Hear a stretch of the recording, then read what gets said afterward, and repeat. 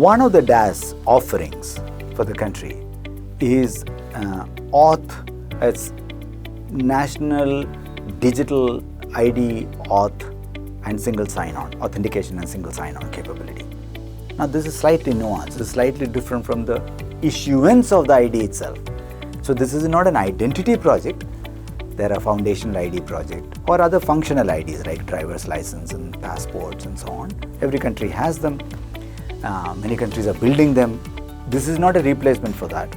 While some countries are building a fresh digital native identity, we still believe in the long run, and this is definitely India's experience as well, is that they will exist multitude of functional and one foundational ID maybe, but multiple functional IDs. Not everything is going to collapse into one because privacy reasons, resilience of a country, many reasons why multiple IDs are a good thing to do.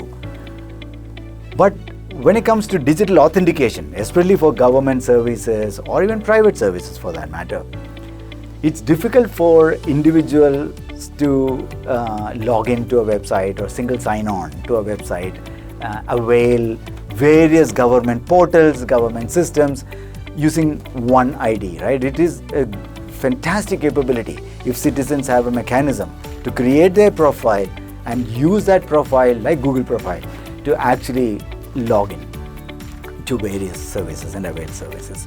So this is a DaaS package is not an ID package.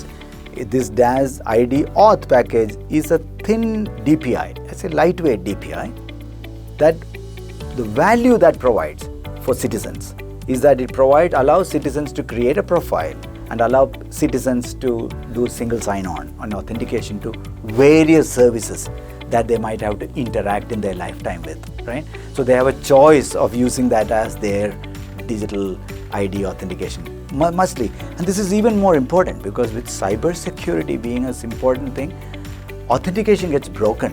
So many departments struggle to actually keep authentication safe, and they ought to keep it safe. User ID, password, or whatever they're trying. One of the things we are actually arguing is that there is no reason why thousands or hundreds of departments or hundreds of different ministries of service provider really should be maintaining their own password. It's a pain for citizens for sure, but in addition it's actually a cybersecurity risk.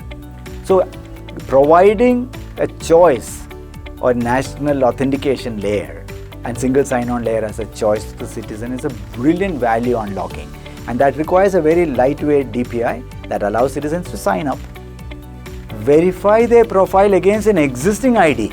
So their profile can be verified by national ID, driver's license, passport, whatever country has it. Then use that to sign in to many services, whether for food services, education services, scholarships, or whatever they're reaching out.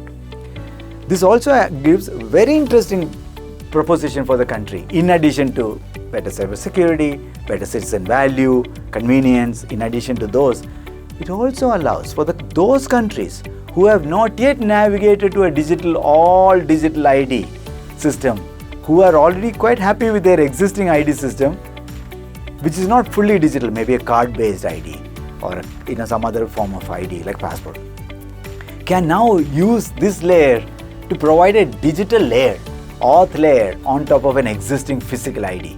So this is a brilliant, coming together of a digital ID layer on top of physical ID, still providing the citizens with that value unlocking capability. So we believe many countries can actually go with this DaaS package quite fast.